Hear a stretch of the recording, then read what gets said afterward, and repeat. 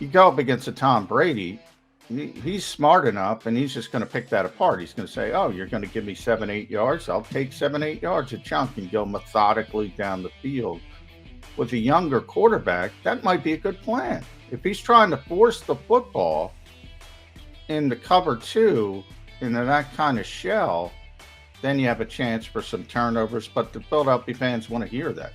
They want to go get the quarterback, go get the quarterback, go get the quarterback.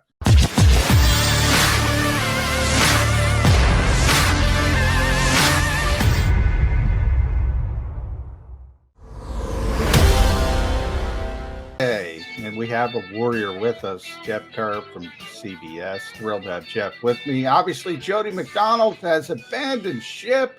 Not forever, just a couple days. He's down in Key West, so he's living the life I want to lead, Jeff, at least for a couple days. I mean, anybody who's been to Key West, that's a fun place to be, and we hope Jody's having fun. Yeah, and it's Thursday. I screwed up. I don't even know what day it is. Once I travel. So what does Nick Sirianni call Thursdays? It's Warrior Wednesday, it's Focus Friday, and it's Unfocused Thursday. So well, you don't talk on Thursday, so I guess we don't have a day for Thursday yet. Well, yesterday was definitely Warrior Wednesday in the NFL. John. It's red zone and third down day. So how we'll say that. So the Eagles will be back on the practice field for the Los Angeles Chargers. Don't want to screw up two things. I could have said San Diego Chargers, Jeff. So at least I got the Los Angeles Chargers right.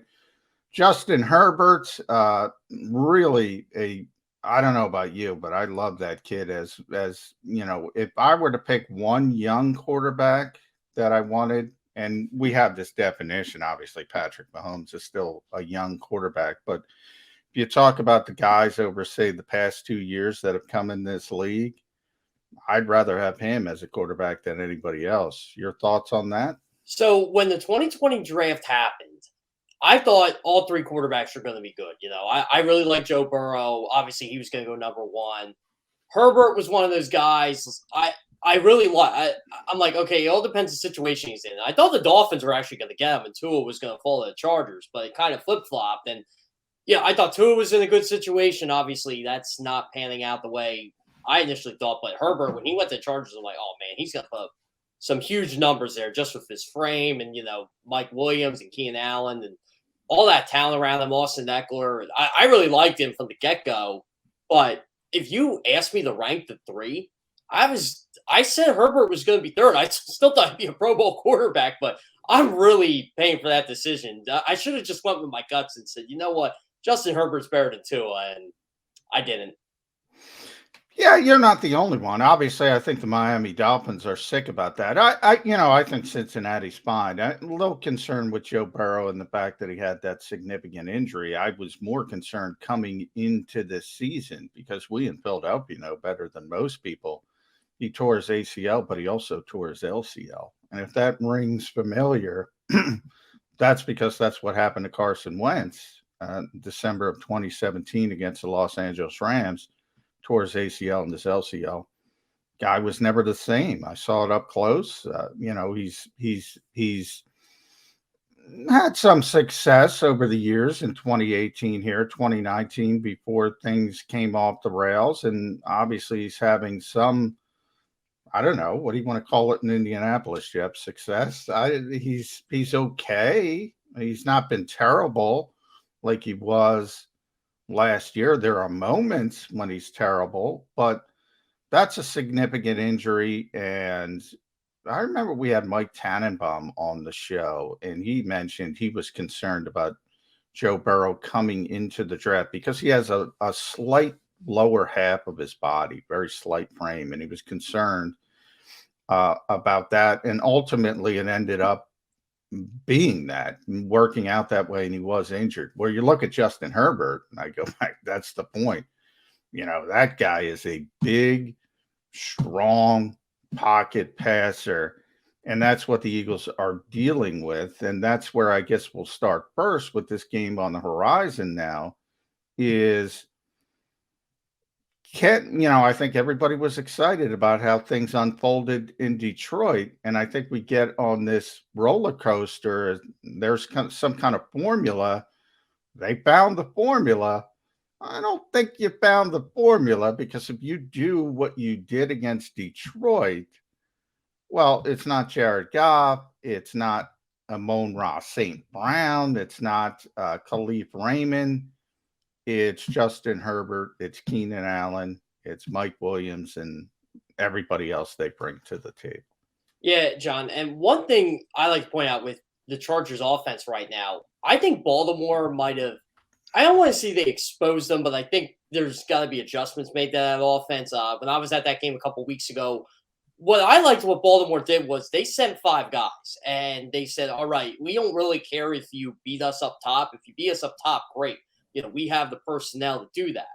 But what I liked is they knew the Chargers couldn't run the ball effectively. I think Justin Herbert was the leading rusher in that game, and he had 12 yards on 2 carries. It wasn't much. So they kind of took away the run. Then they sent an extra attacker and said, all right, let's see what you can do here. And, Jared Cook did not have a good day. He was not running accurate routes. And, Herbert kind of has that Mahomes part in him where he is looking for the big play. And, instead of taking the 5 to 7 yard, easy shots. And I think it burned him because, he was off the entire afternoon. I remember in the first quarter, Mike Williams was open against Marlon Humphrey, and Williams was obviously bothered by the knee injury, but Herbert just flat out missed him. It would have been 7-0. It was an extra. I'm just thinking to myself, okay, something's up with Justin Herbert today, and I just chalked it up as a bad game.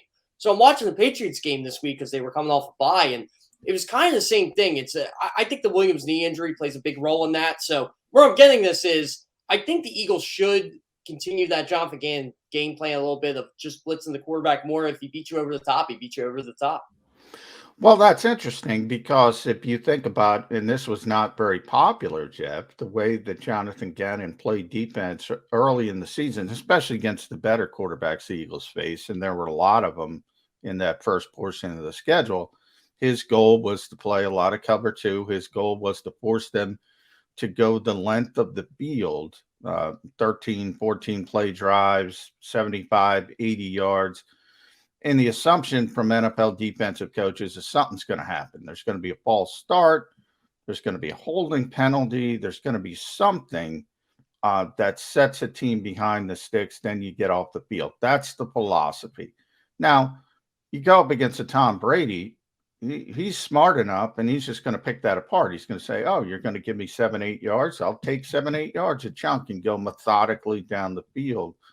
With a younger quarterback, that might be a good plan. If he's trying to force the football into cover 2 into that kind of shell, then you have a chance for some turnovers. But the Philadelphia fans want to hear that. They want to go get the quarterback. Go get the quarterback. Go get the quarterback. Madden. Blitz, blitz, blitz, blitz, blitz. Is that the prudent thing to do this week? I think you should blitz a bit. Like I think you should challenge Herbert and kind of get him off his spot. But I do agree with you. Like if this is why I think Gannon's going to go back to the Tom Brady, Patrick Mahomes thing. Like you said, Brady is cerebral enough where he can just be like, okay, the 7, 8 yard dink and dunk, that's fine. Mahomes was doing that during the Chiefs game, but then he got a little bit testy, and that's where Eric Wilson had the interception off him. And I think maybe Gannon's thinking, okay, Herbert's not as accurate toward an Austin Eckler when he's in the slot. Because in my opinion, Eckler he's being used right by the scheme, but Herbert's not getting the ball to him as well as he was last year. And same with Jared Cook. He's looking for the big plays to Keenan Allen, to Mike Williams. Now, this week, I got to give him credit. He did find Keenan Allen on the short stuff. But I think it's good to kind of play 2 safeties high, and then you send that extra attacker just kind of get Herbert on the roll. Here's what I'm scared with Justin Herbert is. He's a pretty mobile quarterback, John. Yeah. I don't think people realize that, you have the mentality. Jalen Hurts, obviously, on the Eagles side. Well, I mean, that's a big part of his game. That's arguably the biggest part of his game. And as an opposing defensive coordinator against the Eagles, you got to find a way to force Jalen Hurts to stay in the pocket. Yeah, we often talk about, you just mentioned, getting quarterbacks off their spots. Generally, that's what you want to do with high-level throwers, make them uncomfortable. In the case of Jalen Hurts, you want him in the pocket. You don't want him scrambling out and killing you that way. So with Justin Herbert, I think, you have to approach it, and that's what makes it so difficult. You have to approach it as you want to make him uncomfortable. You want to get him off his spots, but you can't worry as much about that running portion of the game, and that's when guys can hurt you. That's what Aaron Rodgers has done for years. Nobody really goes into a game and says, we're going to stop Aaron Rodgers from running the football. But you see 2 or 3 big first downs almost weekly where he just takes it and takes that hidden yardage, as the Eagles like to call it. Nick Sirianni likes to call it, because you can't. You need a 12th defender to handle both things. And look, I don't want to say Justin Herbert's at that level right now, but he's the kind of guy who was sneaky athletic, and he can pull the football down and run it and hurt you in that way as well. Yeah. In that Ravens-Chargers game, Herbert ran for a first down, and it was the only time Chargers could run the ball all day. And Calais Campbell, you saw him get up, and he's like, wait, he got a first down off that? Like, because he was getting pressured and went to his left, and all of a sudden, he's running for a first down. I thought he was sacked. I forget who was near him, but then he just takes off, and then, I'm looking at Campbell because he's down on the ground, and he looked up, he's like, wait, it was third and 9. And, he is sneaky athletic, John. And I'll tell you what, just from seeing him up close, and I'm not a tall guy. I'm 5'6". He's tall. He is ridiculous. Oh, yeah. He is the old school. That's what the Eagles want at quarterback, if you're being honest. He is, the big pocket passer who can make every throw. And you hope he develops, the other stuff as you go on. But that's still the easiest way to win in this league. It really is. I mean, if you can throw the football, especially in the modern NFL, look, everything is slanted towards you. Everything is skewed towards the offense. The vast majority of rule changes over the years, we know. You saw it last week, Jeff, whether it was Mike White with the Jets throwing he was over 400, wasn't he? Yeah, 400. Cooper Rush on Sunday Night Football, throwing for over 300 against a good defense. I put that in quotation. It's easier to throw the ball than ever in the NFL. And I think that's why fans get frustrated when you can't throw the football. And we're going to get to that when it comes to the Eagles and we break down what's going on with them offensively.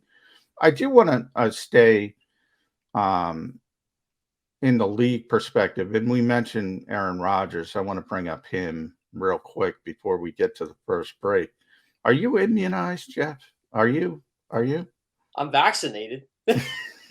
So, I mean, we found out that doesn't mean the same thing, apparently, over the last 24 hours. I remember when he said that. I think it was like in late August. It was like the only time he spoke to the media. I'm like, what is he talking about? It kind of swept under the rug a little bit. I think Rob, I can never say his last name, the ESPN Packers reporter, I remember he wrote something about it.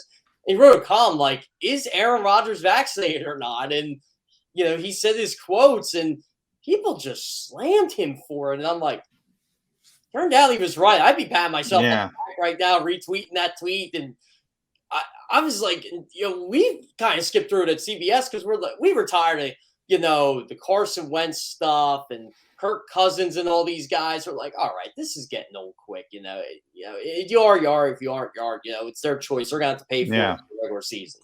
Yeah, that's what happens when you have a union fighting for you. You and I have to get vaccinated to cover games, so it's not an option. But it is. I do want to mention it's Rob Demovsky. So he was the one from ESPN. I wanted to give him credit for that. But the thought process to me isn't, as you mentioned, Carson Wentz isn't vaccinated. Kirk Cousins isn't vaccinated. Lamar Jackson isn't vaccinated.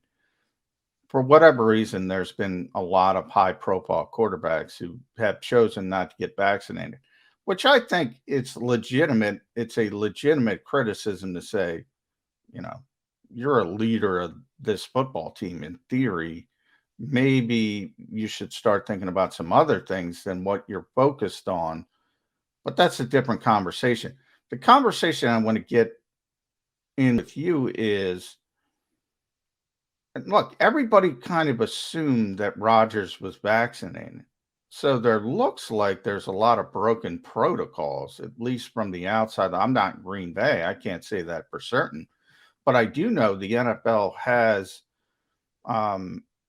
mandated, there's cameras all over the place at the NovaCare complex, at all these practice facilities around the country. And you saw what happened in Denver last year when their entire quarterback room was wiped out for a game. That's because they were on film, not following the protocols. It certainly looks like the NFL has two sets of rules. Oh, Aaron's a superstar. We're not going to worry about Aaron Rodgers. Whereas if you're a nothing quarterback in Denver, a backup quarterback, we're going to shut you down.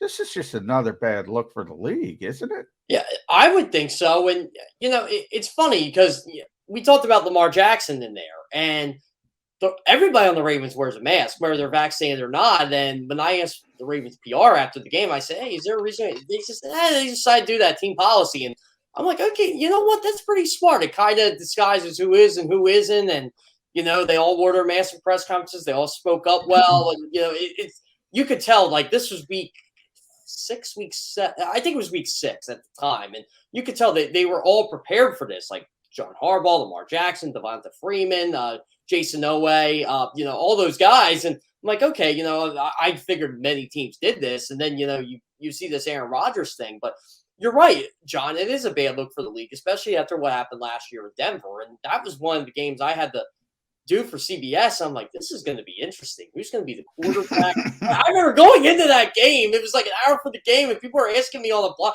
who's the quarterback? I'm like, hey, I guess it's Kendall Hinton. And they're like, who's Kendall Hinton? Well, everybody knows who he is now. He actually caught a touchdown pass this year. So, yeah, it's really interesting how when you look at the league and how they treat certain players. And again, it's almost like the NFL is getting like the NBA now. Superstar league, and we care more about the Aaron Rodgers, Tom Brady, Patrick Mahomes of the world. When they get hit late, it's definitely a flag. But when a Jalen Hurts gets hit because he's not a superstar, maybe not, and they'll say, "Well, he's taken off," and it's kind of feeling that way with the vaccination process right now. Yeah, Cam Newton talked about that a lot over the years. I do think mobile quarterbacks are at a bit of a disadvantage when it comes to those types of fouls. If you're a pocket quarterback, if you're Tom Brady, and you're never leaving the pocket, you're just kind of moving around, and he's phenomenal, by the way, with understanding where he should be in the pocket, climbing in the pocket, sliding in the pocket.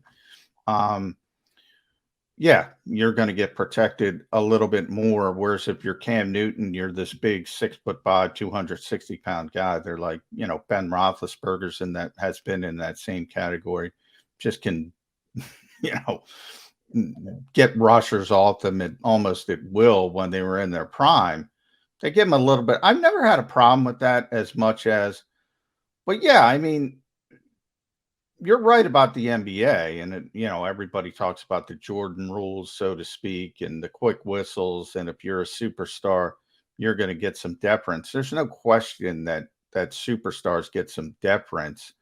I even see it on the offensive line. If you're, I go way back. Obviously, everybody can see from the beard and stuff. There was a right tackle named Tim Irwin.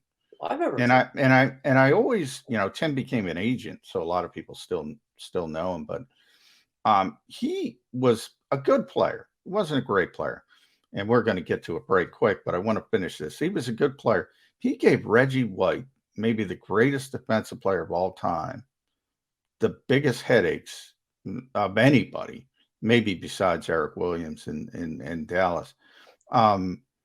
And the reason why is because at the time he was late in his career. It's like he played for 17 years. He was sort of like Andrew Whitworth before Andrew Whitworth, to give people the best example. Played forever.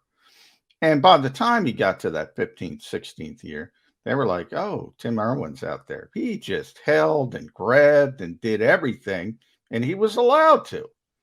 And they gave him sort of deference. And young guys who had this phenomenal talent, and Corey Stringer, people remember him for horrible reasons, and died of heat exhaustion in training camp one year.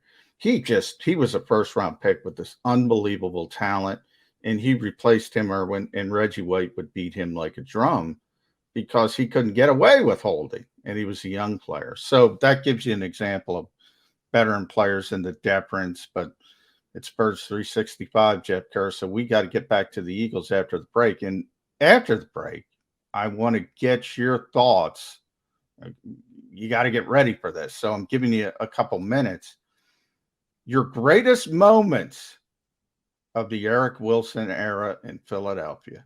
I want to hear about it. Greatest moments in the Eric Wilson era. We're moving on from Eric Wilson, and we're moving on here on Birds 365 right after the break.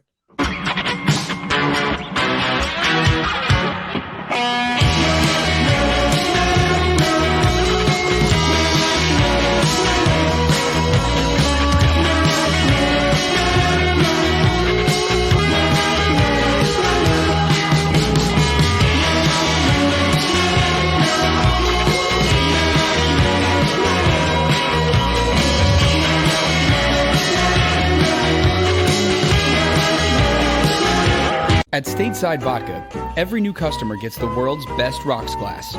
Free. What's that? A rocks glass? You're telling me that bottle is cut in half? You could say that.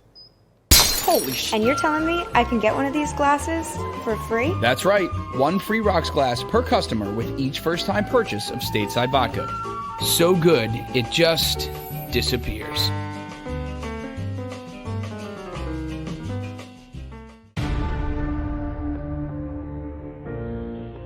When it comes to the fight against insurance companies,